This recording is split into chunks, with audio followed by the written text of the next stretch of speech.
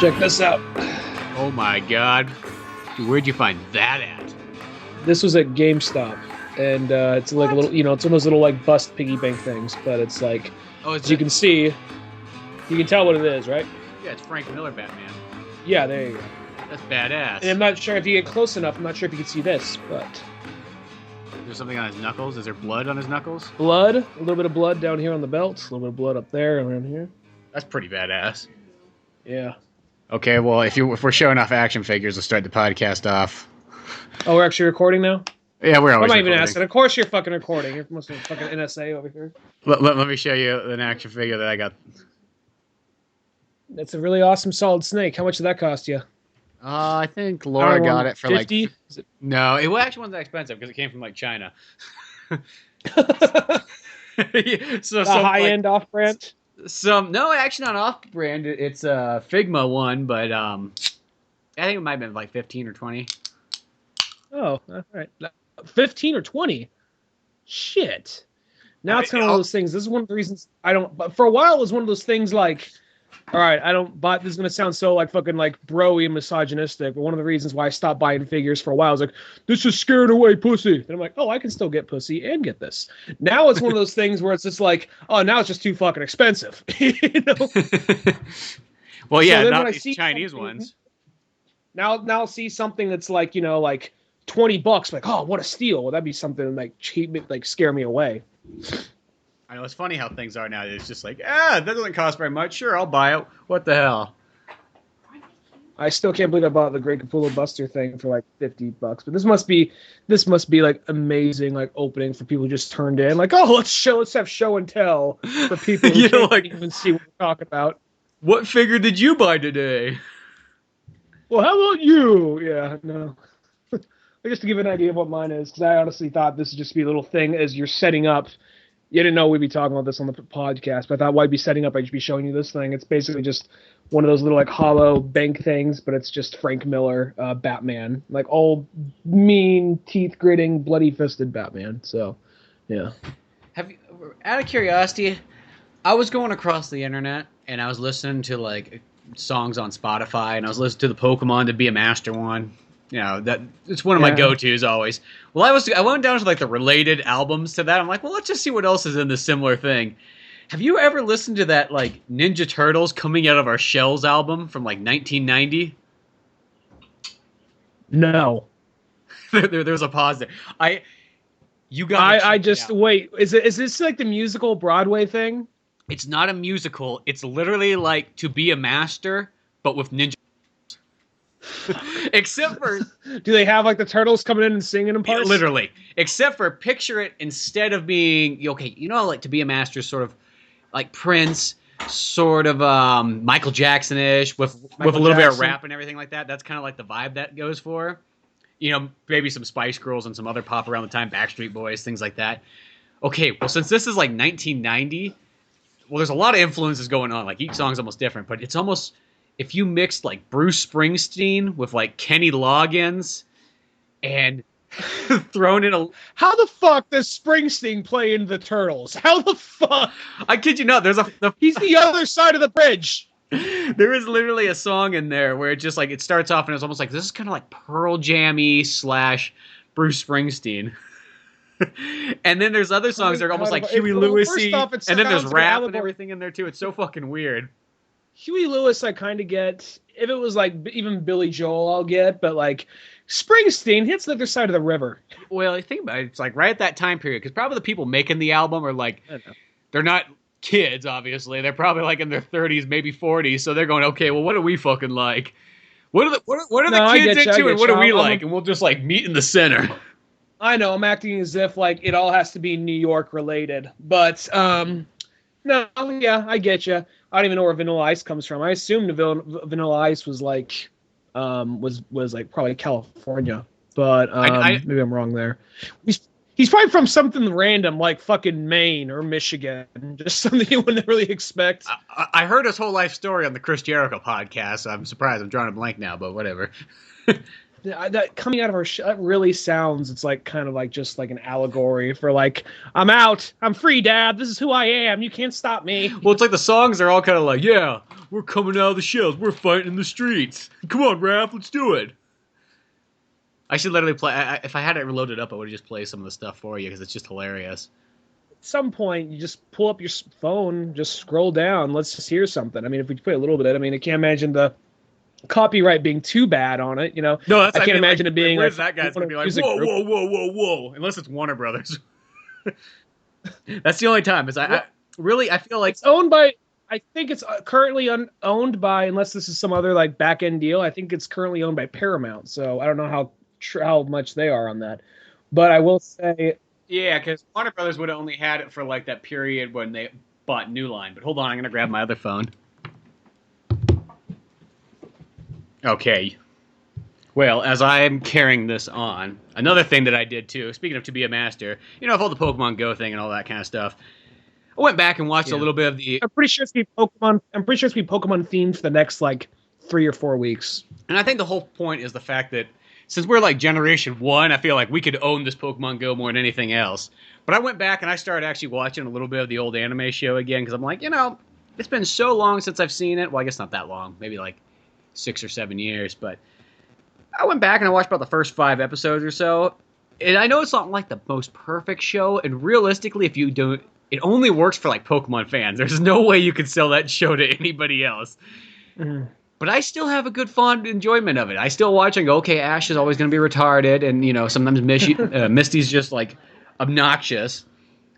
But there's still something about it, I think, just because it takes me back to that perfect 4th grade time, and everything in it's just great. I think anything can kind of do that, not to like bring it down more than it already is, but I mean, I think it's one of those things that most of my fond memories kind of come from, by this point, originally it was the show that got me into it, but most of my fond memories of it come from playing the game, as well as just like, you know, like playing the games with my friends and all that, and trading the figures and all that kind of stuff.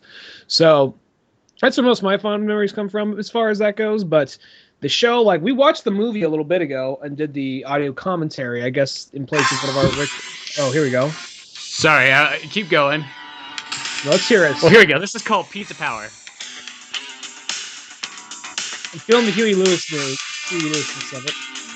I think this is the song that was like Huey Lewis like. I listened to it through twice because I was having a great time. I'm expecting the power of love to come in. It's called Pizza Power.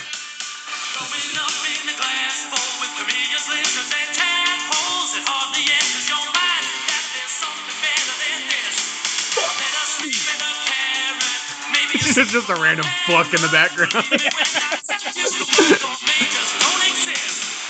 Shit. Pizza Power. This is probably the best song on the album.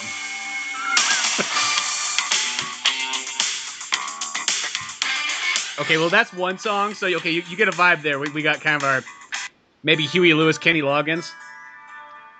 I think this might have been the one. Like awesome. This is almost like your kind of Warrant power ballad song.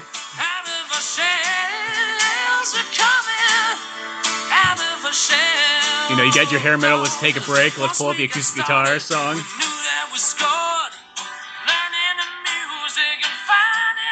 I think...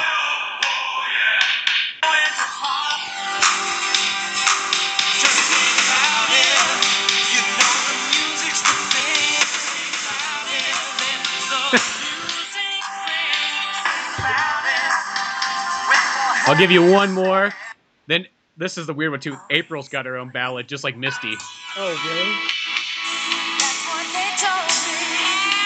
Like Cyndi Lauper? Heart.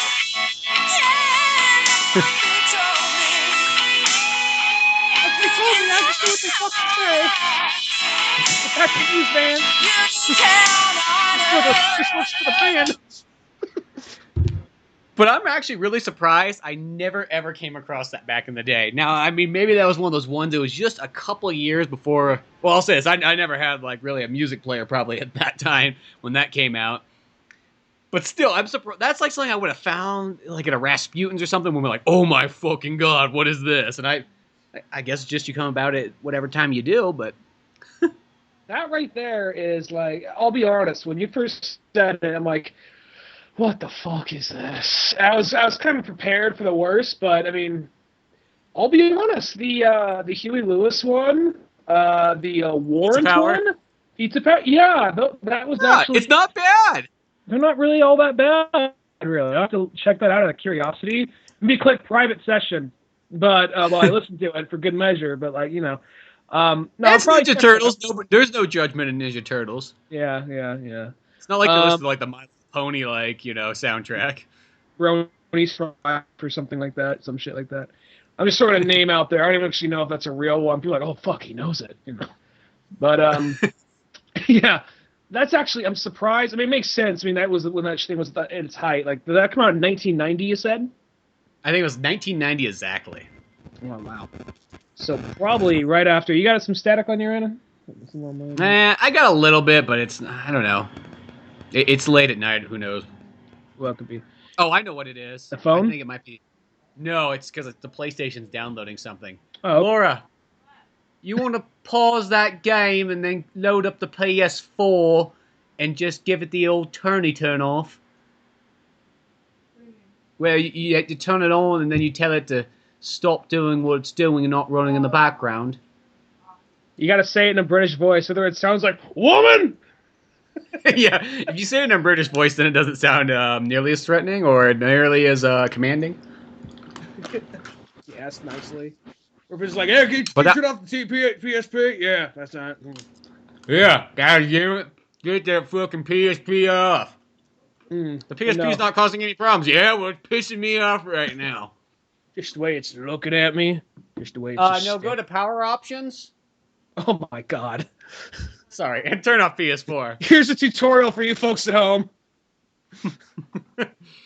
Okay, so Ninja Turtles, and I can't remember where we left off at. That it was surprisingly good, and you liked it, and it just kind of took you back to your childhood, that kind of thing. Well, yeah, because it was like, as I said, I was listening to Be a Master, and then I went to like the related artists, and I just kind of started falling down the Spotify rabbit hole. Oh, you motherfucker. Sorry, there's a mosquito in here. Fucking cocksucker. The other day, yesterday, God, I'm getting so off topic here, but there was a fucking June bug in here, and he was like this big. Can you see that? Like, fucking, like the size of like my palm. Really? That's a big ass bug. Yeah, I kid you. I know. They only come out for like one, maybe 1 week out of the entire year. But yeah, there's one in here, and then when I was trying to get him in the cup and stuff, he was like popping up on his hind legs or whatever, and being like, and when they make that hiss noise. Yeah, when they do that little high pitched thing. Do they make a high pitched noise? So that was like, I've heard them do that. I think they do that too, but they'll make like a squeal. Really? Yeah. When bugs actually make a squeal like that, that's actually one of the most unsettling things right there. I don't know what it is. Just something about just a bug going, I don't know what it is. Yeah, I know. Because he was just like, he was getting the living daylight scared out of him. Mosquito, goddammit. I guess that is one of those things, like, we probably think it's like a battle cry, but it's probably like, please, like, God, don't crush me down. That's probably what it's more like, Well, yeah, because he looked all fearful. Most like insects, they just kind of like lollygag into their cup, and then you can take them outside and let them be free. But that one was like, he just like thought he was getting fucking sent to Auschwitz or something. It was like, just because you're getting in this container and I'm going to seal you up for a second, that does not mean gas is going to come out next. Well, he doesn't know what the fuck's going on. He's going into the abyss. I guess that's got to be the closest thing to like an alien abduction to bugs. Just like, dude, you won't believe what the fuck I saw. The thing like just pushed me into like this. I don't know. It's like this. It was a force field. This like jar thing came in down and just held me in. I couldn't go anywhere. I could see him, but I couldn't go through it. It was fucking weird. He was looking at me. Was he gonna eat you, man? Was he gonna fucking eat you or step on you? Like, were you freaking out? I was losing my shit. The next thing you know, I'm falling out of the fucking window. I hit the ground, and I just, fuck, dude. I have a whole new perspective on life, man. Or there's the ones that are just like get kidnapped by like kids and get put into a jar where, you know, yeah. Mr. Tarantula, you are now my slave. And they just look up, they just see like this weird saran wrap, and just imagine the noise that has to come across the saran wrap. Yeah, like that. And then just, and all of a sudden, just like, stab. Yeah. Like, I thought he was going to stab me. I saw it come down 6 times, but then I realized he was just making an air hole for me.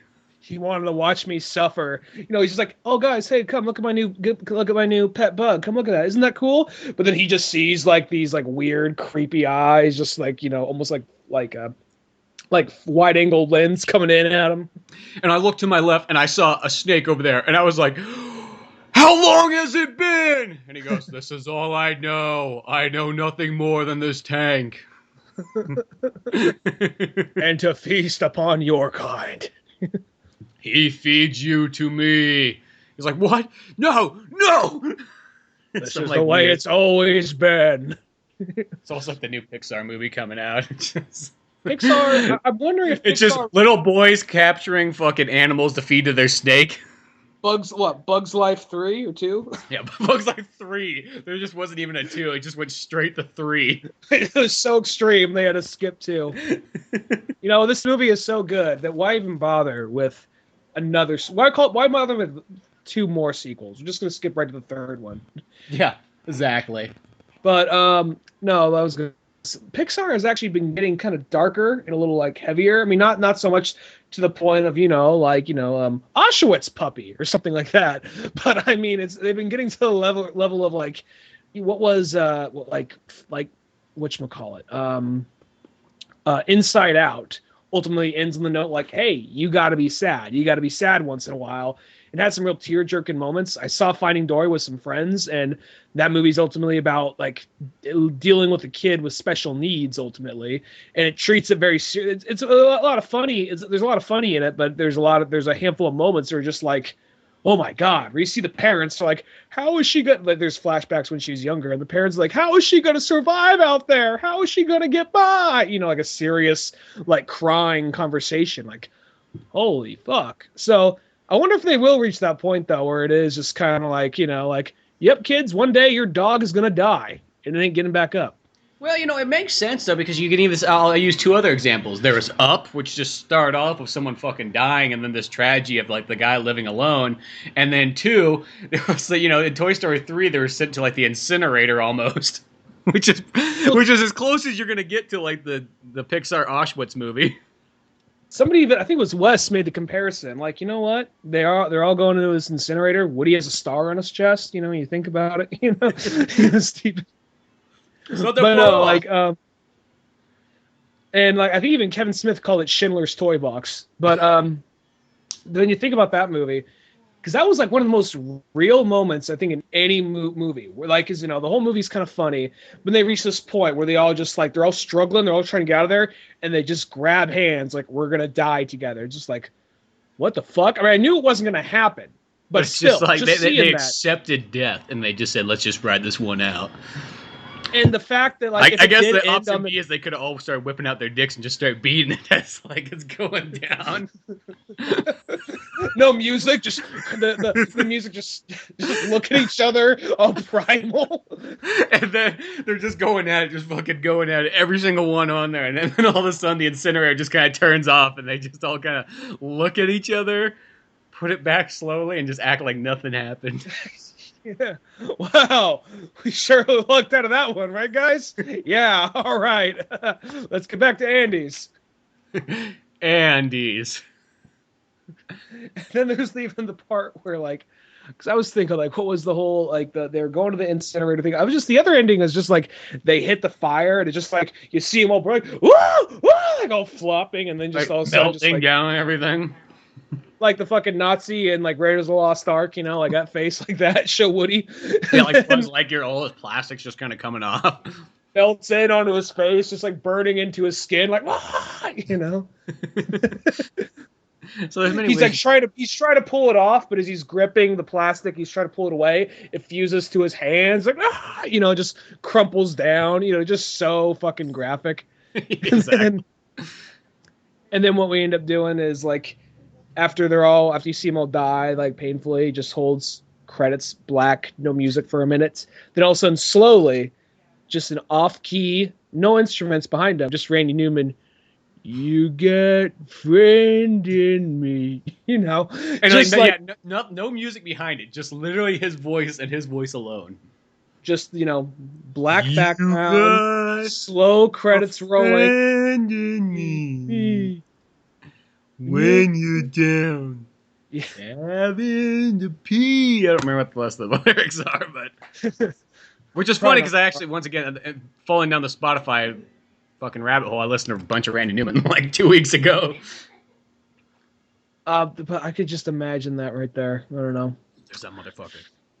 That might be Toy Story 4. Who knows? I know they're coming up with Toy Story 4 for some odd reason. You're good enough on 3. I'm not one of those like everything Pixar, but really you're good enough on 3. Quit while you're ahead, Yeah, exactly. What the fuck is that cocksucker? Sorry. Look for that mosquito. Yeah, it pretty much the only insect I will kill, and the reason I say that is because it's pretty much it's a battle. It's no other insect is really trying to attack you, but a mosquito is, so I consider it war. Yeah. I mean, sometimes, I really don't want to clap right next to the fucking microphone, even though that's right where he's at. So you go can... for it. I don't know. Go for it. I'll take my headphones off. Go for it. Go. Oh. Got him. Got that motherfucker. You just gotta play like that Star Trek song, like da da da da da da da da da da, like in that like pause right there. Da, da, da, da. Speaking of Star Trek, did you see Star Trek 3? Yeah, I did. Did you? Oh, you got your headphones off. As in Star Trek 3, the new ones? Star Trek Beyond. You just Star Trek. I think this is technically Star Trek 13. Did you see it? I did. I know we talked about last time for some odd reason. I don't know why, but like I was like, oh yeah, that was the other thing that like I remember happened in the week. I saw it. Yeah, I liked it. I thought it was pretty good. I wasn't like fantastic. I'm not one of those. It's one of those things like of all the Star Trek movies, the other ones seem to take place like over the course of like. Well, the first one took place over the course of a couple of years, but after it takes place over the course of a couple of years, it seems to take place over the course of like a week or so. Maybe I'm wrong. Where this one's like, oh, this took place over the course of 2 days. Maybe yeah, I know. It was kind of like it's almost like a very simple story, and it's kind of more just fun. But that's why I thought was kind of pretty cool about it. There wasn't. I don't know. Maybe it's like one of those things. Like, yeah, because really, when you really think about what happens in that movie, yeah, it's pretty darn simple. Yeah, and it's a good movie. I liked it. It didn't really.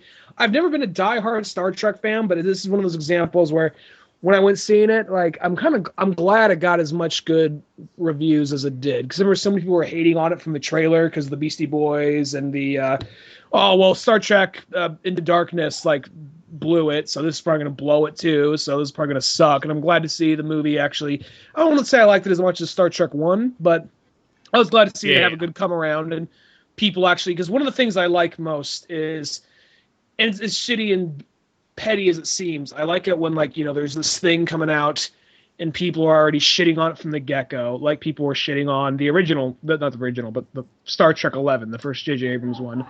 And people were like, oh, this is going to suck. It's just J.J. Abrams. It's going to suck. And then it comes out like, oh, well, it was actually pretty good. Yeah, I know, because like, how could you not like that one? I mean, come on. Like, that movie's so fucking good. And you know what? Into Darkness, I still really enjoy that one, too. I think it's just the Wrath of Khan thing maybe is a little bit kind of like, oh, it's not a brand new story. It's more like Wrath of Khan and Bizarro World. Yeah, I kind of got a little bit of that vibe. I mean, I never saw Wrath of Khan, but I know what you mean about that, though. Yeah, it's kind of like Opposite Land, Wrath of Khan. But I don't think that's really a bad thing, though. Like, everything about that movie's still pretty cool. It's got a fun story. Visuals are great. You get more of the characters. Like, what's there to complain about? And then in the third one, it's like, I'd probably say it's a little bit better than the second one, but that's still, it's not saying the second one's bad at all. No, yeah. No, I get you. It's one of those things where, I still liked it, but I kind of get where people are coming from. It's like, I've seen this before, I've seen it done better, so I understand that. But at the same time, I thought it was fun. Where this one, kind of same thing. Thought it was fun, just enjoyed it. I don't know if I get it on Blu-ray or anything like that, but it was a good movie. Yeah, I was going to say, I'm like, I don't have the other two on Blu-ray. I guess I have it on DVD. That might, I don't know what that means, but, well, the first one I probably bought before I had a Blu-ray player, but still. You know what the weird thing is, though? It's like, I don't know when I went to see that movie, and about 20 minutes into it, I was just doing the thing where I started nodding off. I mean, it wasn't that late. It was only like 7 o'clock, but for some reason it was getting me. And then I kind of came back later on, but I remember when we saw Star Trek Into Darkness, I had the same thing too, where I started nodding off. I don't know if that has to do with Star Trek or what. Well, I guess I did that on Independence Day too, as well. Maybe it's just a late night thing, but I don't know. I just started putting those two together. Could be that. I know that I started like once they crashed on the planet. That's right. I didn't nod off, but I kind of not zoned out either. Just suddenly got a little like tired. I don't know what it was, and it wasn't really even a boring movie. Just it kind of happens in some things, I guess. But there was what was I going to say? I will say regarding this movie, the one misuse I thought they had because I always liked Idris Elba. Always thought Idris Elba was always an awesome actor. I think they kind of like they misused him though. You get like one of those baddest dudes in working in Hollywood right now, and you just make him look like a cactus half the time. Yeah, that is kind of true because it's like one of those ones like, oh yeah, Idris Elba is in this one. He's a good looking dude too, and you just throw him in a bunch of fucking cactus makeup the whole time. It's just like, oh come on, dude. Yeah, it probably was a little bit underdeveloped, but nah. They tried to, I guess cool. I'll say something I'm trying to do is like you said this before when they try to make the sympathetic villain, which sometimes I get, but other times it's like really it's because they did that in like with Nero and they did that with this guy where it's just like he's not really a bad person. He's just went down the wrong path. He was misled. No, fuck him. He's an asshole. Yeah, I know. That's I hate that kind of like let's make him sympathetic because that doesn't make him nearly as bad. You literally eliminate the fact that this could be a really bad evil person. And every once in a while you need that super bad evil person. And I don't know if I think maybe in Hollywood right now they kind of consider that sort of one-dimensional. Uh-huh. Or a two-dimensional character, I guess. Like there's not a whole lot to him, and sometimes you don't need to have a character that has to have all this backstory and like where they were and so on. You can just have them be straight up evil and call it good. Yeah. Well, did you see? And they also, I'm not sure if we mentioned this in the podcast. The guy that played Chekhov, Anton Yelchin, he died. He died like shortly after filming this movie. I know that. Well, it wasn't not even shortly. It was only like it was like a month ago. I think we mentioned that on the podcast when it happened. But that's such a bummer. Because that guy is fantastic. He's also the guy who played John Connor in Terminator 4. Oh, he was, yeah. Yeah. When fucking, not Christian Bale, but, what's his name? Sam Worthington. Yeah, when Sam Worthington busts down, like, saves his ass and everything. Uh-huh. But, so yeah, such a bummer, because that guy's great, and he's fantastic in Star Trek. Uh-huh. Even though I always thought that character had the weirdest name, because it just literally sounds like, I always just picture Kirk going like, hey, jack off! Sir, my name is not Jackoff. It is... Yeah, nobody gives a fuck what it is. It's Jackoff now. Commander Kirk, played by Drunk Batman. The Enterprise is Space America. Not sure if anyone told you. Yeah. Get your Russian ass in the back seat now, because remember, America won. One thing I'll say about that is I'm not really sure, like, the whole thing with... I understand. It's because, like... mostly you mostly want to see human stars, I guess, but they're trying to do the whole thing. It probably plus back when they originally made it, all the characters and makeup and all that were probably really expensive. That's probably most of the budget of the show right there. But I can see them trying to be like, they're always trying to put like, well, Star Trek's always about being progressive. Look how progressive it was for the time. Like, yeah, it was really progressive and still is progressive for that time. But in the context of the show, because you had like all these people of different ethnicities in this ship, being like in positions of power, which is pretty awesome. But in the context of that universe, it's kind of like, oh, I get it. All the humans get promoted, but all, the aliens and Gleepglorps or whatever stay at the bottom, just, mopping the fucking Enterprise door, just mopping the floor, and cleaning the fucking toilets, Because no matter what, there's always somebody that gets left behind. Well, I guess you could say the next generation is a little bit more progressive in that sense, then. And then there's the part in the movie when you have like, I guess, if I had to guess, it was probably because they didn't have the budget for the makeup. Yeah, budget-wise, it's like that's the easiest way to do it. But one thing you could definitely tell, I knew it was gonna. There's like when Kirk pulled that one alien chick aside, that had her head looked like kind of like a face hugger from Alien. That lady. When he pulled her aside, like, I need your help. What's that? Hide this in your fucking hair or whatever. And then he didn't say that. But then later, when she's the one that pulls it out of her hair, that she was hiding the thing the whole time. And then they pull her and Uhura aside. But, all right, she's going to die. How do you know? She's a fucking alien. That's all we got to say. Yeah. We know Uhura's not going to die, so. It's not going to be Uhura. And, she's an alien. We don't really give a fuck about her. So, Easier to watch an alien die than a human. So, But yeah, that is kind of true there. I don't know. Maybe in the Star Trek, the new 4 they'll start adding more kind of characterness like that. Because, as I said, Next Generation had that. I'm sure Trekkies can tell me like, oh well, this version of Star Trek had aliens in the front position and all that. I'm like, I can see what you mean, but by then I think they had a little bit more of a budget and they were writing off an old name. Yeah, exactly. And it's you're watching these characters and it just makes it easier that way. How many shows have there been? There was like the original, Deep Space Nine, Next Generation, Voyager, and then Enterprise, which is short-lived. I think so. Yeah, that might be about it. As I said, the Star Trek's always that thing. Like I watched all the movies, I never really watched the TV show. Now they have a new Star Trek coming out or whatever. So yeah, and like the CBS Prime thing, whatever. Whatever. Fuck. Everybody just trying to get their own little network thing going, make us all pay $8.99. Their Netflix subscription deal. Show. Yeah. No, well, you actually saw. Exactly. I didn't see it, but I feel like I've heard about all the fallout of it. You actually. Oh yeah. You went to see Batman: The Killing Joke in theaters, which I would have, but it slid by me. And by the time I got home, I just got home and I was just in that part of town. So, yeah, I'll get it on Blu-ray soon enough. But I heard about a lot of the controversy around the movie, and someone who saw it in theaters, and I already know you liked it, but why don't you say, what would you think? Oh, yeah, it's full on amazing. So, I mean, and the cool thing about The Killing Joke is, like, not only do you get that story, and The Killing Joke is really a very short comic. Like, what's it, like 64 pages? It's like practically maybe 3 issues or something like that. There's, it's this big, like, you almost think about it being this, like, humongous book, sort of up there with like Hush or something like that, where you expect it to be like 13 issues, but it really is. You can read it. It's a real tiny read, and they just kind of put some filler stories in the back, like, oh yeah, to make the books kind of appear bigger. But what I like what they did with this one though, is by throwing in this sort of Barbara Gordon like kind of beginning section of it, it really fleshes it out. So by the time that she finally gets shot, as watching this movie, you really have all this buildup of her going on throughout her life as being Batgirl and the things she kind of struggled with. I think it works really well for that story, which, I mean, I guess for comic-wise, you already had it built up anyways. But then you get to those 3 issues, and then, boom, it works fine because it's been built up there. But for as a movie, this was really good this way. And I know, like, really the main thing that makes it, I think the controversial thing of this, and this is the only reason why I think it's rated R more than anything else, is the fact that you just get a scene of Batman fucking Batgirl. Yeah, I saw actually like some of the small clips online where I saw that. I saw some of the Joker fight scene and all that.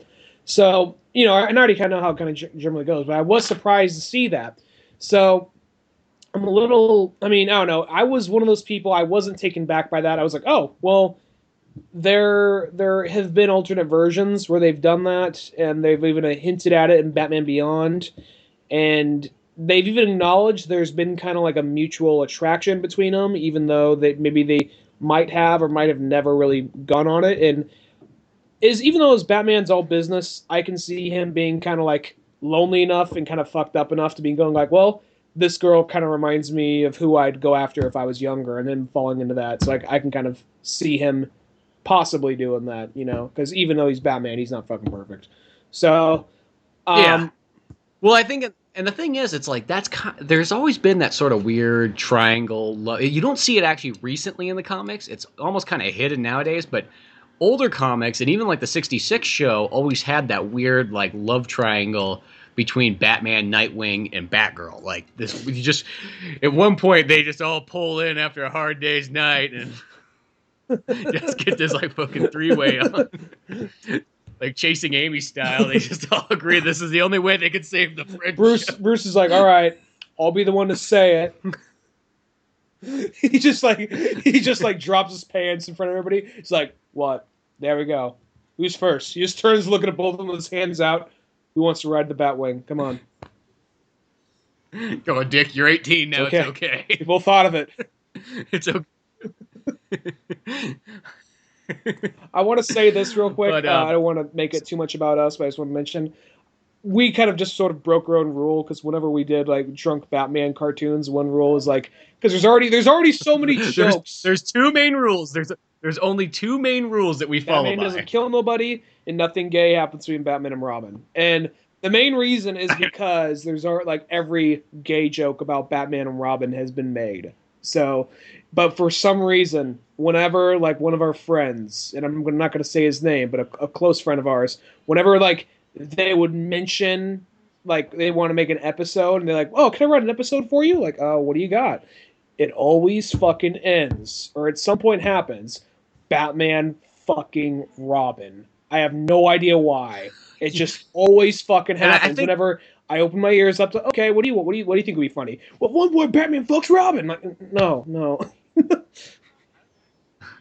I don't know what it is, and I think that's mainly why our rule's there. It's just for the fact that like, just everyone wants to see Batman fuck Robin for some reason. Yeah, so we keep that, even if they want to make jokes about it. It's like subconsciously, so a lot of people want to see that for some fucking reason. And I think the three-way thing, that kind of like, that's like the gray room. That's, we haven't gone to breaking our rule yet. There's still a woman there, so it's okay. So I think one of my favorite lines is the one you wrote, which is like, "What if the three-way we had their sidekick Speedy? It was the 70s. It was a different time." A lot of people, that line's always a popular one, which I'm glad, because yeah, it's just like, what about that three-way we had? Well, Green Arrow's always been very liberal, so that makes sense. Yeah, exactly. So, But, okay, going back to Batman killing Joe. But once again, I really think that is the number one reason that is rated R. Just for the fact that, like, because all I imagine is they always put those Batman movies in the kids section in every fucking store. Target, Walmart, Best Buy, doesn't matter where it is, those Batman movies are always in the kids section. So by that movie being rated R, because some kid's gonna go and then like put this on like, yay, Batman, I can't wait to watch this. And then all of a sudden it's gonna get to that scene and just be like, Mom, does Batman fuck Batgirl regularly? Did that happen in the 97 movie that you showed me? Like, because that's the thing, is that just instantly makes that kind of like, I feel like that's just rated R just because they try to get that explanation away from fucking like some like 6-year-old kid. Well, plus even though it was showing, I'm assuming it's like a 5-minute scene, but I'm guessing also when Jim Gordon and S&M, when he's in the S&M gear, he has to go down like the monorail thing of all the pictures of his daughter and all that kind of stuff, and then you got all like the like dwarves coming out like in like weird circus gear, like beating him with bamboo sticks. But I feel like that's actually not nearly as hard to. Almost like that stuff might go over a kid's head more than I think the other one. The other one's almost straight direct, and it sounds kind of weird. But this is what I'll say about the Batman. The only thing to me that's kind of weird about Batman fucking Batgirl is, and it comes off from the Batgirl side, is the fact that Batman's like her dad's best friend. That's what makes it kind of fucking weird. It's not the fact that he's older, and it's not the fact that they work together. That's almost the weirder one out of it all. It is, and I think that's what kind of makes it a little bit more fucked up, which I think that, I don't know. It's Brian Azzarello. He's one of the writers in the movie, which I didn't know until a few days ago.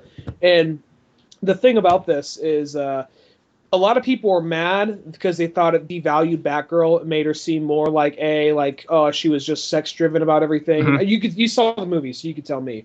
But a lot of people said, it made her seem sex driven, and rather than being a strong, independent character that she's known for, she was much more of like, I'm doing it because I just want to bang Batman. And like, I'm sure people are just taking one little thing out of context. I got to see the movie for me to fully judge it, make a opinion. Does this movie open up like playing as she's been Batgirl for a while? No, she's been Batgirl for a while, and it's kind of that where she has this weird kind of relationship with Batman where like she helps out, but sometimes he just doesn't always want her around too much, and it kind of goes through that. And then she's working at a library, and she's got this gay friend she keeps talking back and forth to, and then she keeps making up like, I got this yoga instructor, and he's kind of a dick. He won't let me do certain things and all this kind of stuff. And he's like, well, why don't you fucking leave? Or somebody's like super gay. He's like, so why don't you fucking leave? I wouldn't be fucking hanging out there if I wasn't getting any fucking action.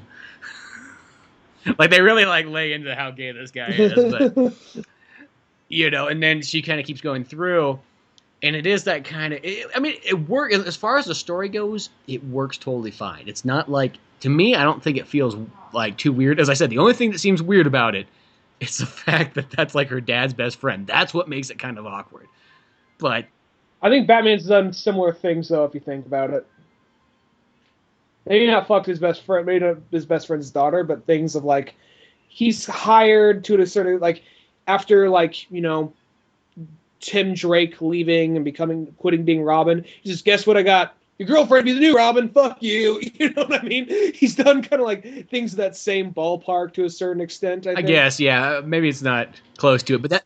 Maybe not as much as that, but still kind of sort of that same range. Like, I mean, I guess maybe I'm thinking more of like Green Arrow, that he like dated the mom, then the daughter. Yeah, like, oh yeah, I dumped which mom I think because Batman's she's getting kind too of old, but then she got a daughter, so it's okay. Which, yeah, I don't know. I'm sure there's some weird dysfunctional like thing I'm thinking of here. Like, I think that's why in the Arrow show they made them sisters instead. Which, that's smart. I get that, but at the same time, I think Ollie Queen's like fucked up enough to do that. He went after the cougar, then all of a sudden, like, the hot young thing afterwards. But what was I gonna say? One thing, I mean, like, I got to see the movie, so totally keep what I'm saying in mind here. I got to see the movie, but a lot of people, like I said, were bringing it down, talking about how like this is the first one of the first like really poor, even though it like did well in theaters for being what it was. It made like $3 million in those 2 days. It was, which is probably what the movie cost. It was like kind of poorly received by like a lot of fans for the whole Batgirl thing. Which my thing is, that's so weird because it's like one of those ones like, I mean, I will say it's a little bit ballsy, and it is kind of maybe not like the exact right thing to do, but it's not weird out of context, in a sense, for these characters that have had this throughout the years, this kind of weird, we don't speak of it kind of like little like relationship almost. So it's not like it wasn't ever there. Anybody who's like kind of almost against it clearly hasn't kept up enough with Batman history. It's been there. And I think that almost by having that in there sort of leads up to like, okay, because after they have that moment, then it's kind of awkward. It literally becomes like when Harry met Sally, like, if we have sex, does it ruin the friendship? Does it ruin the relationship? Can we still be friends afterwards? Does it make a difference? That's what it reminded me of. Oh, I get you. And, afterwards, then she, they kind of realize that it's awkward, it's weird, so she finally decides to put down, she stops it. She's like, you know what, I'm not going to do this anymore. I'm just going to kind of go on and, continue being sort of like, helping my dad be a police officer, blah, blah, blah, that kind of stuff. She goes that route. And then that leads into pretty much your Killing Joke story. Well, which... Go ahead, sorry. Oh, no, I was just going to say that kind of, I think it just kind of works well in that story context. I think it's kind of funny because Bruce Timm did not even want to do the movie. And I like how, even though I love Bruce Timm and his work that he's done, he always comes across a lot of times like, yeah, I didn't really want to do this. I'm just kind of here, And he was all like, he even said in an interview earlier on, like, we talked about doing this movie a while ago, and we kind of backed out because we didn't want to do it. But you got enough pressure to do it, so here we are. It's just... Well, again, because now he just feels like, hey, Mr. Batman, yeah, that's me. And whatever. Even like when they did like Gods and like Monsters, which is a movie I liked, but it didn't really blow me away. But I liked it primarily because it was in the Bruce Timm style. Like, I was trying to like harken back to old Justice League style stuff. And you could see like in the interview for that, he's like, a lot of times like fans, they just want the same thing. Like, you know what? I want to see Superman kill somebody, and I want to see Batman kill somebody because I've been doing the same thing for a while. So let's mix it up. Let's make it something kind of different. So, yeah. Yeah, the only thing I always saw was stupid in comics is there wasn't enough killing. I want that Punisher mentality spread everywhere. I wanted fucking Batman. I wanted Superman. Wanted fucking Flash. People are bitching about Zod's neck getting broken. Fuck, I wish he broke everybody's neck in that fucking movie. Especially Pete Ross. Fuck Pete Ross. Fuck Pete Ross, that fat He just drops into IHOP, snaps his neck. Something I should have done at the bus stop. You're the reason why I was always a loser in Smallville. But, well, here's the thing. I'll say this. I think that the Killing Joke is probably one of the top best ones they've ever did out of all these. I think you'll really enjoy it a lot. I think it's almost a definitive way to sort of view that story. I guess we'll know next week when I buy the thing. But something I will say... Yeah, well, we'll have a part 2 of this conversation once we get to watch the special features and check the Blu-ray And maybe I'll have out. to eat my words after I say this. Maybe I will feel like other people on the internet do. But at the moment, I feel like a lot of times people will see something, whether it changes it, Well, it's kind of a bummer. I have to say this. It's a bummer that you sort of got ruined by it by getting spoiled.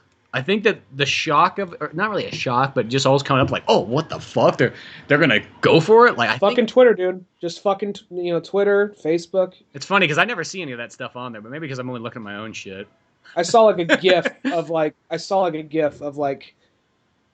Batgirl like on top of Batman taking her shirt off for a second. It was like a gif somewhere on Twitter. I'm like, really? Oh, and I looked at it like, well, that looks too good to be fan art. And then like, I don't know, I looked at a clip later in the line, like, yep, okay, that's real. Yeah, because that kind of made it more like of a surprise, where it's just like, oh, whoa, what the fuck? They're gonna go that far? Oh, okay, sure. And I think maybe that's where I sort of give it credit, just going that far. I think in a sense, you almost kind of needed that, because all these DCU movies have all kind of like over time they all get closer and closer to leading up to like, okay, we'll add a little bit more violence, we'll add a little bit more sexuality, we'll add a little bit more serious stories and so on.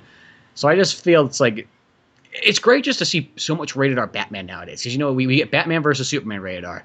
In a sense, even though that movie's like, what's that rated R for? Ben Affleck's butt cheeks? Like, I don't know really what makes that one rated R, and then one fuck. But yeah, a little bit of just a little bit of blood added in there digitally, and someone saying "fuck" once. Yeah, exactly. Mr. Wheelchair Man. But okay, but still, it's cool to see that. Okay, that's Batman rated R. The Killing Joke is rated R. Batman Arkham, Knight's rated R. That new Batman Telltale game's rated R. I just like seeing that because it's just saying like, hey, we're finally just full on taking Batman as serious as he needs to be taken, and I think that's awesome. Yeah, but something I'll say though, I think sometimes people will see something like, okay, they see this. All right, I'm going to use another example. I'm going to use this. We got our problems with Dark Knight Rises. We've talked about those a bunch of times. Mm-hmm. One problem I had is that everyone was almost nitpicking so many little things. Kind of like, okay, so let me get this right. Batman takes it out there. What about all the fallout that's going to come in to Gotham? And after he dies, nobody really questions where Bruce Wayne is. And, oh yeah, like, it's one of those things, like, I feel like sometimes people want too many explanations for what would ultimately just kill the momentum of the movie. It's like, oh, the fallout, yeah, maybe that was something they had to deal with later down the line, and maybe there were people questioning where Bruce Wayne was, but at the same time, wouldn't that, like, during all that emotional stuff, you're hitting the climax, would you really want to, like, stop, pan over for, like, people, like, what happened to Bruce Wayne? Like, people in the street, you know what I'm saying? Yeah, it's not necessary to the story. It's sort of like that complaint that I thought was so dumb on Dark Knight Rises. Was like, well, how did Bruce get back from, after... Yeah, the main one, yeah. Yeah, which was like, it's like, sometimes I kind of go like, are people fucking retarded and they can't, like, fill in the blanks in between that we literally need a hand? Because that is literally what I consider hand-holding you and explaining, okay, well, Jimmy...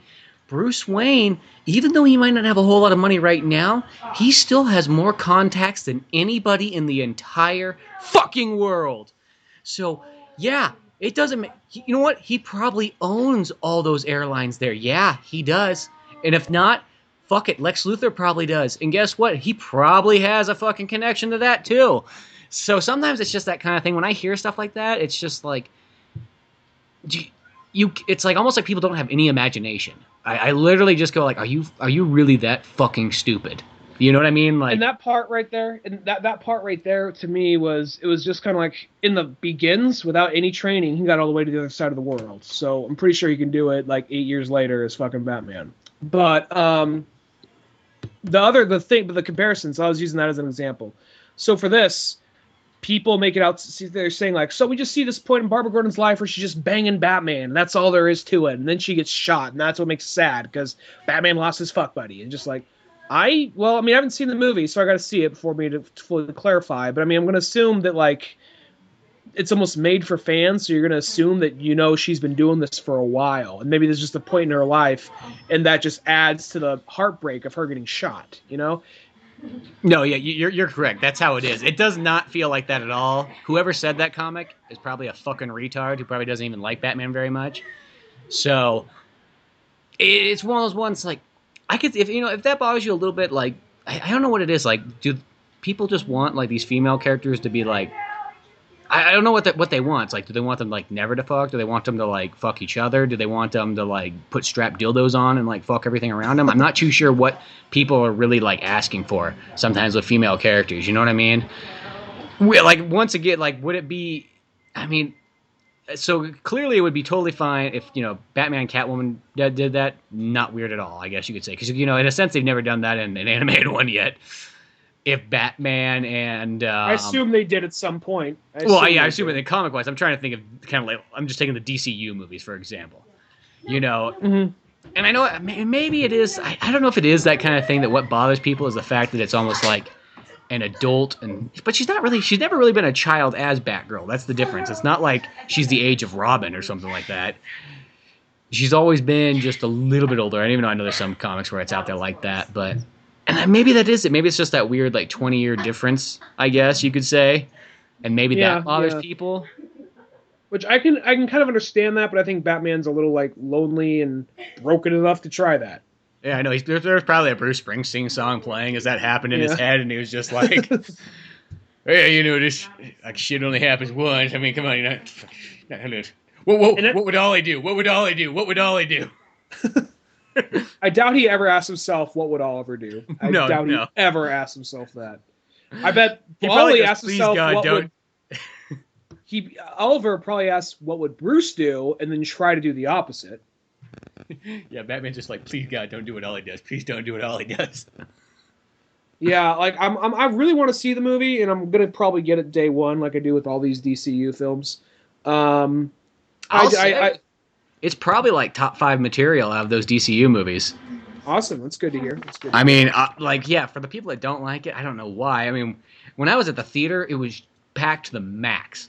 And I had to go all the way down the riverbank to go see it. Were people cheering? Oh, people were cheering. There was people of all age. I mean, I was sitting right next to like a couple people that were all in their 60s. So that was pretty badass in itself. Yeah, I thought that was kind of Did they seem to be enjoying it? Oh, they loved the hell out of the movie. They thought they laughed at all the comedy moments, laughed at the dark stuff, went along with everything. Yeah, everybody there was fucking loved it. So it's weird that you got all this. You must have just found the negative hole of the internet where people are talking bad about it, because everybody I've talked to so far just thinks it's amazing. I just looked at a couple things like, Killing Joke ruined, this kind of stuff. Oh, one thing I wanted to say real quick. I thought this is so funny. It's going to sound kind of like bro-y, but at the same time, it's something you never hear about happening at Comic-Con. It got a screening at Comic-Con, and that's where some of the controversy happened. And someone asked about, well, Batgirl, who's been a strong character, she seems kind of like sexualized in this movie. What do you feel about that? I mean, she went from being a very strong character to someone who just, wants to fuck. And Brian Azzarello, who was one of the writers on the movie, said, well, she controls all the men of her life. And then some guy who wrote from Bleeding Cool, I should mention some of the things I'm where I got a lot of this sources from, where I've heard a lot of this stuff. I looked at various reviews. One was ETC News on YouTube. But anyway, one guy, I think worked for Bleeding Cool, screamed out from the back, by using her sex and panning over Bruce. Then Brian Azzarello says, "You want to say that up here, pussy?" That's pretty badass. he was calling him out. He's trying to go all bro on him, like right there in the fucking con. Like, that's one of those things you probably never expect to hear a comic book writer say. Want to say that again, pussy? Here's the thing. This is where, like, you want to get more controversial. If they just did what they were doing in the comic books, and you took the same thing and you did the Batgirl at Burnside, you could have her pretty much fucking a black guy, and that'd probably piss people off too. There's always some shit like she's dating Luke Fox and like that one for a bit, so it's like, it's just one of those ones like, what?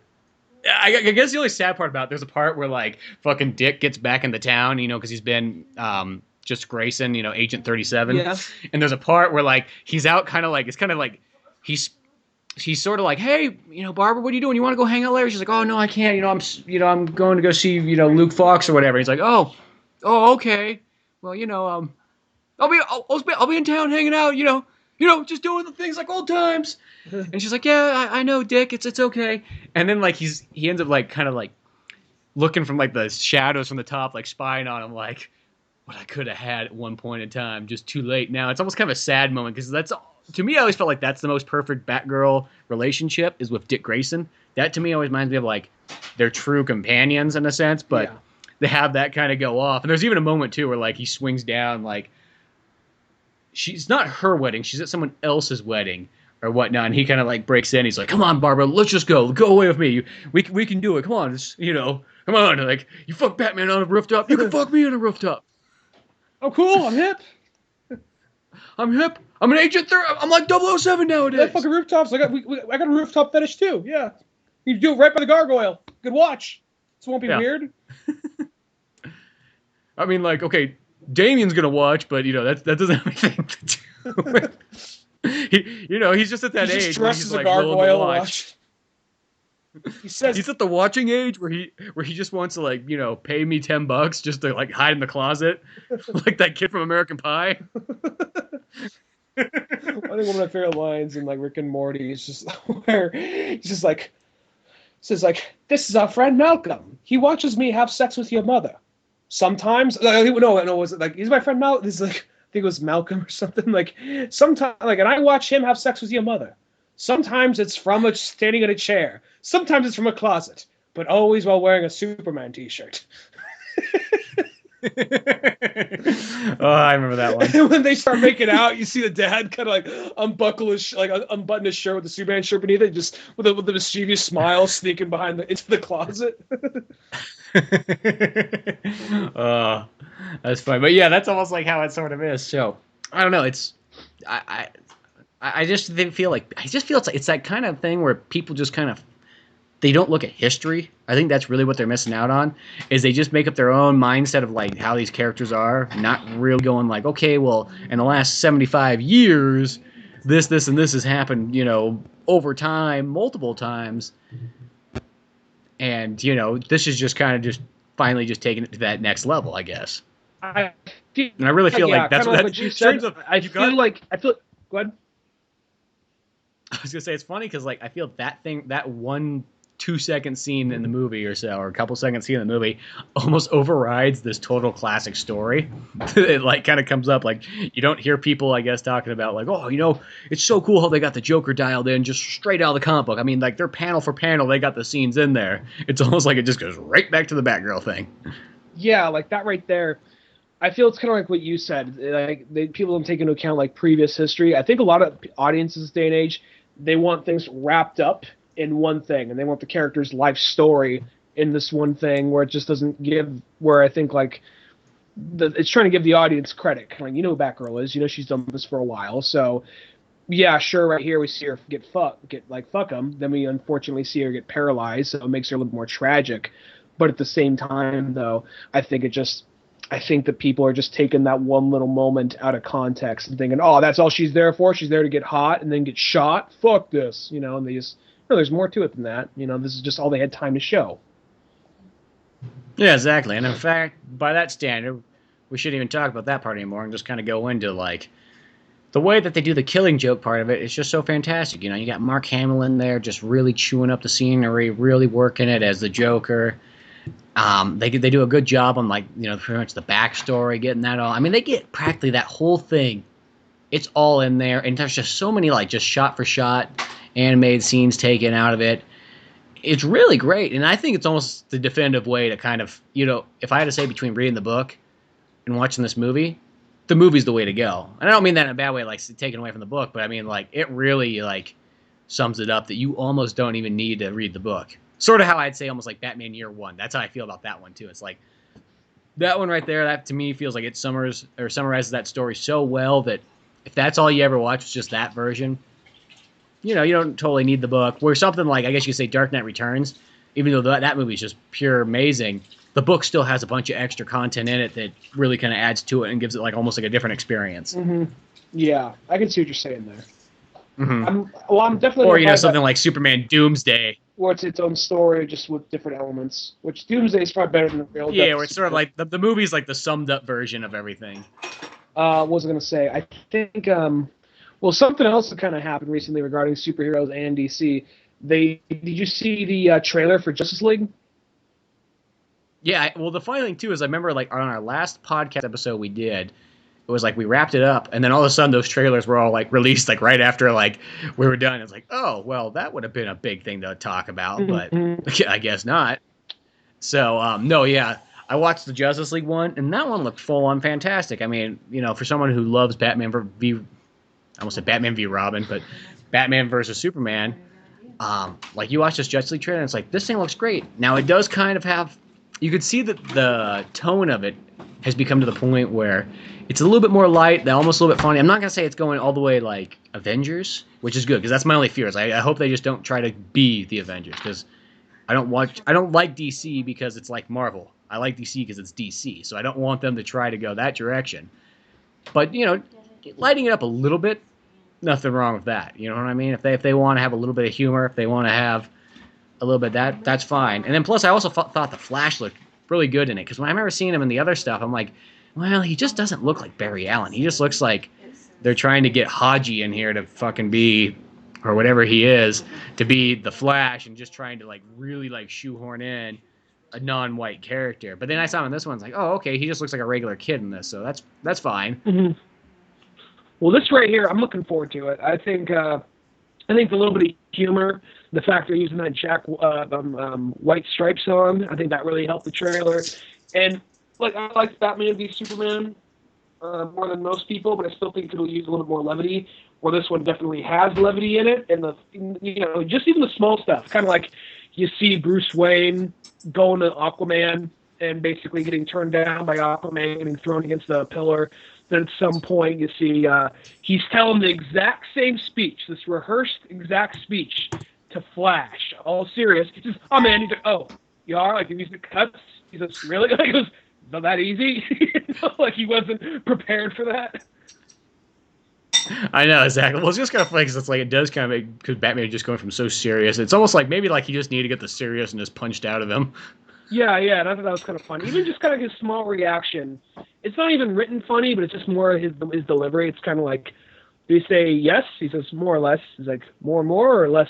He says like, more or less. Said no. Yeah, he said no. Just you don't really, just that kind of back and forth. So. Yeah. No, I think everything in that one looked great, and I know it's like they only had so much stuff to kind of edit a trailer together with, but no, they did a really good job on that. But then the topper was then like the Wonder Woman trailer kind of came on next, and that one was even better. Oh, that's almost. You just look at how badass that movie looks, and by this point, I kind of just accepted Gal Gadot as Wonder Woman.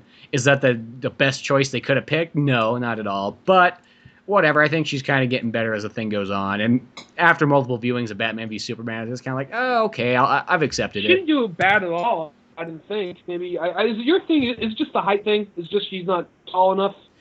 Well, it's more she just doesn't have the build, and I think that's it. It's that's always kind of been, and maybe it's just that kind of thing where if you're gonna have Wonder Woman, you don't want to get a really ultra skinny person. You want somebody who looks strong and intimidating, and that was sort of what she was missing. And I know she's sort of like CG enhanced, so go figure. But other than that, that's like, sometimes you go like, well, you can complain about it, or you can just accept it and go with it, and then you'll probably enjoy it more anyways. George Miller's Justice League movie. Do you know who was going to be his Wonder Woman? I can't remember. Actually, there was the chick she wasn't like super young, but she was like one of the. There's the ladies who were living out in the desert. She had a rifle, and she had like long black hair. She got hit by a car at the end, near the end of the movie when all the shit's going down. But she's not. Which movie? Oh, I'm not sure. Mad Max Fury Road. That probably helped if I clarify. Oh, Mad Max Fury Road. I didn't hear that part. Yeah. That lady who got hit by a car near the end of the movie. She's like a badass. She was actually a lady who was out there pretending to be bait. She was naked. Then she later like got dressed up and all that. Oh, yeah. Okay, that lady. Huh, that would have been an interesting choice. It'd be interesting to see what she looks like in other stuff, too, because in Mad Max, that kind of doesn't really give you a good like example of who she is, but that character's cool in that movie. I can imagine her being that. Like, I'm curious to know, even though I'm looking forward to this movie, I'm curious to know what George Miller's would have been. I already heard stuff, like, the team, it was a really weird, bizarre team. It was like it was the usual suspects, Batman, Aquaman, Flash, Green Lantern, and then Wonder Woman, Superman, and then they had like Martian Manhunter, Blue Beetle, they had Booster Gold, and then I think that there may have been someone else, but I was like, wow, that was a really you were expecting those last three in there. I mean, Martian Manhunter, cool. I'd like him to be there, but I'm surprised if he is, because he's just such a strange character. I think they introduced in the first movie. Unless you think you bring the one to bring them all together, you know? Yeah, well, Martian Manhunter should be there, but it's just one of those ones where I don't know why he always just kind of pushed to the side, especially nowadays. He's like literally like the forgotten original Justice League member. I bet they're gonna probably like use him like Vision. Maybe he won't be in this movie. Maybe he'll be in the next one. I think so. I think that's kind of what he'll become. Maybe he'll be in this one. But no, both those trailers. Yeah, who knows? Maybe he will. I hopefully hope they don't do the thing where like Superman's like barely in it, or he's only going to appear at the very end or something dumb like that. I hopefully hope that he actually ends up coming like halfway into the movie. He's probably going to be at the very end. It's probably all about trying to bring him back to life. I bet. I think so. I bet you anything he won't be. And they're probably going to have to fight him. Which is kind of they're probably going to have to all fight him at the end of that. Yeah, something like that, which is kind of a bummer. I wish they would have done something. I mean, it makes sense, I guess, to make the lasting part. But as far as a movie goes, you kind of like. I heard like. He's kind of the. I heard Zack Snyder say. Zack Snyder say the reason why they went that way is because if Superman was part of the team from the get-go, it would be way too easy to assemble. I guess. I don't know. Yeah, I don't think it's gonna make too much. I think you just want to make Batman. Why? Because he could like. You know, I think that's the thing. Yeah, they really just want to shoehorn Batman in, but no, yeah, both those trailers look totally badass, so can't wait for those. But, well, since the internet connection's kind of a little bit getting crackly, maybe it's a good place to wrap it all up at. I actually want to give a shout out to the Comedy is 3 podcast.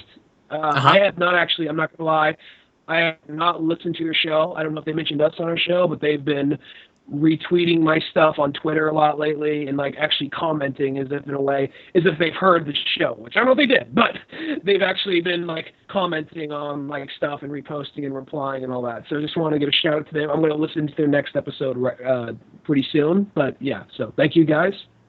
Neato. I also want to say that I got a new little short animation that just came out today, which whenever this goes up, but it's called Dr. Robotnik's Mustache Problem. And I saw it was really good. Yeah, it was like I always wanted to do a little Sonic the Hedgehog one, so I just kind of thought it was for the Rubber Onion animation battle of July, and they had their topic as mustache problems, and it was like when I was trying to think mustache, I was like, who's got a big fucking mustache? Dr. Robotnik. And then so I just made a little animation about that, so you can check that out. I'll try to throw it in the description, but it's on Newgrounds, Vimeo, YouTube, the usual works of stuff. But other than that, check out oldmanorange.com. I'm also still trying to get that Podbean thing going, so that will hopefully be our main center for all things Old Man Orange podcast, but it's still always on Podomatic as well as Stitcher and all those other things. If you could also leave us a review on iTunes, that would be totally awesome. And then if you want to support the podcast even more, we also got our Patreon page. All that stuff, just type in Old Man Orange and you'll find it somehow, some way.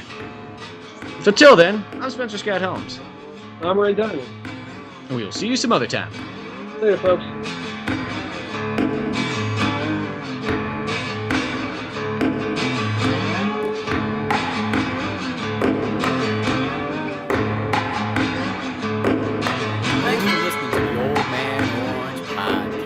Check out our website at oldmanorange.com for even more podcasts, cartoons, videos, music, and more. Send us an email at oldmanorangepodcast@yahoo.com. Be sure to subscribe, share, rate, and review us on iTunes, Podomatic, or any of the other fine sites we might be located on. And if you want to help out even more, click on the Amazon or GameStop links on our webpage before you make any purchases there. It won't cost you a penny, but it sends us a little something our way. Thanks again, and tune in next week for more Old Man Orange Podcast. On that Dr. Robotnik animation, there was a comment I got on Newgrounds, which it's literally like the comment you're like, if I could get this every single day of my life, a comment like this, life would be about perfect. What was the comment?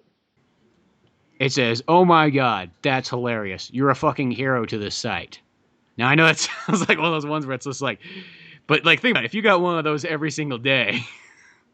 That would give you a reason to keep going. Oh my God, yeah. It's like, I need more of those things. And then I got another one that says, more of that shit. Yeah, and even though, then again, it follows up by one that says, it didn't make any sense to me. It goes, I find that offensive, that comment. Sorry.